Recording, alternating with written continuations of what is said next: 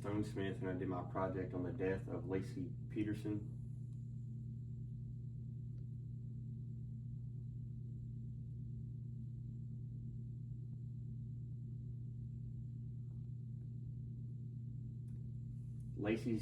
Laci's disappearance happened the morning of Christmas Eve on 2002, and per Scott Peterson, she was preparing to take the family dog for a walk as Scott was leaving for a fishing trip, although he told his family and friends that he was out playing golf.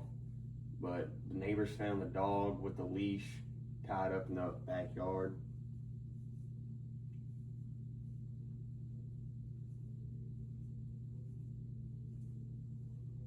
And immediately, Scott was a suspect because Laci's purse and vehicle were found at the home, and Scott could not answer where he was at fishing or what he was fishing for when asked by investigators. And cell phone records also showed that he was at home as late as 10:08 a.m. because he checked his voicemail and his phone pinged on the tower near his home. And Laci's and Connor's bodies were found 4 months after they first disappeared. On April 13th, 2003, a fetus body washed ashore in San Francisco Bay. And the next day, a woman's headless and limbless torso washed ashore near where the fetus body was found. And both bodies were found where Scott claimed to be fishing at. And on April 18th, 2003, DNA confirmed that both bodies were Laci and Connor. And there was various types of evidence collected. There was physical evidence, digital evidence, testimonial evidence, and geographical evidence.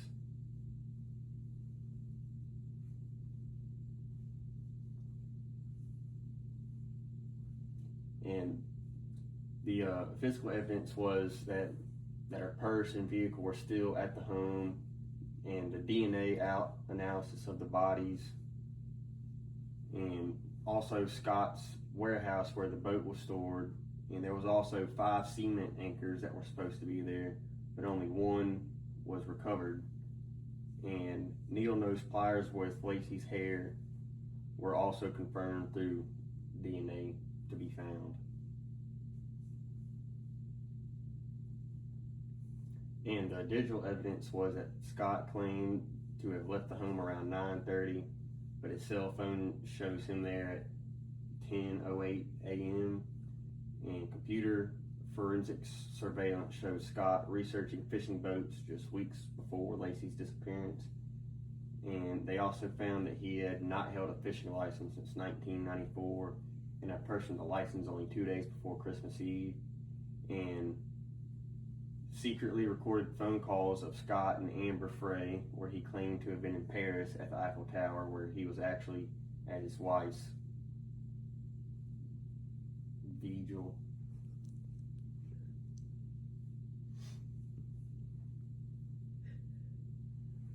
And testimonial evidence is that neighbors found the dog wandering in the neighborhood sometime around 10 a.m. and returned it to its home. And they knocked on the door, but nobody answered, and all the curtains were closed. And an eyewitness saw Peterson load a heavy object into his truck before he left the home. And whenever investigators asked what kind of fish he was fishing for, he couldn't answer. And Amber Frey contacted the police after he saw Scott on TV and realized that he was lying.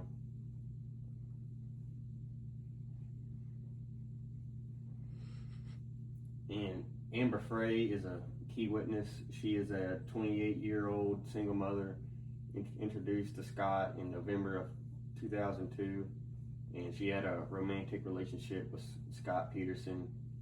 And he said that he lost his wife and it was too hard to talk about. And whenever she saw Scott on TV, she contacted the police just 6 days after Laci's disappearance and agreed to secretly record Scott and her phone's conversation to get a confession from him.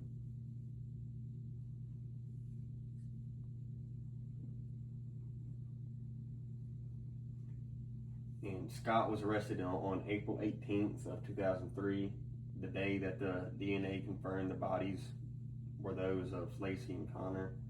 He ended up dyeing his hair blonde and he grew out a beard.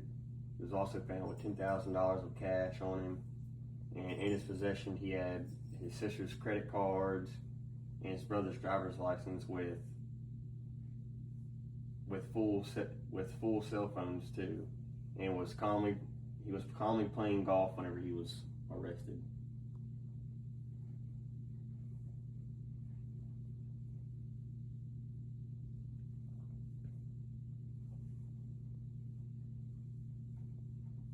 And the recovery of Laci and Connor's bodies, despite decomposed, proves physical proof of their deaths. And Scott's affair with Amber Frey was the motive. And cell phone records placing him at the home later than he claimed.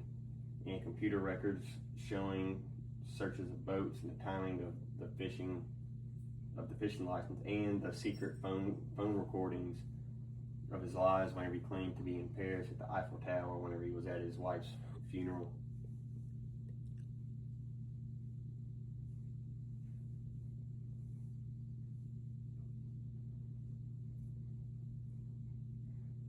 But there were also some complicating factors in the case.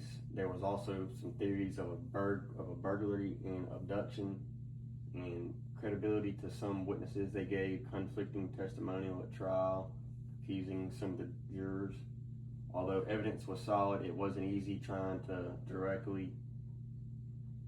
it directly to Scott Peterson, and the defense claimed it was entirely circumstantial, and the defense alleged evidence was mishandled and destroyed by investigators, particularly a mattress with bloodstains found in a van near the home.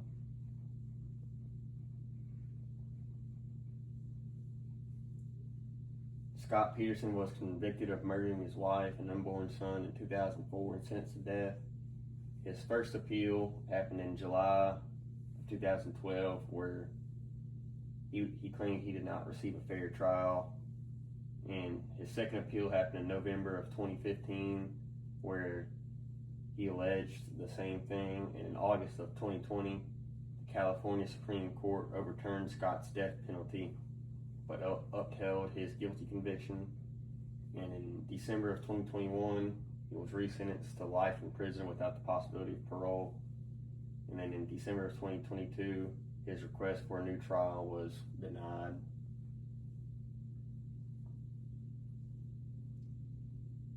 And then a pro bono legal organization that fights for the exoneration of wrongful convicted inmates. In January of 2024, the LA Innocence Project took on Scott Peterson's case, and they filed a new motion for a new trial based on evidence found that they claim could exonerate Scott Peterson. Although LAIP conducted its own investigation, it believes it exonerates Peterson. Prosecutors do not think it's enough to give him a new trial. And as of today, no ruling has been made on Peterson's request for a new trial.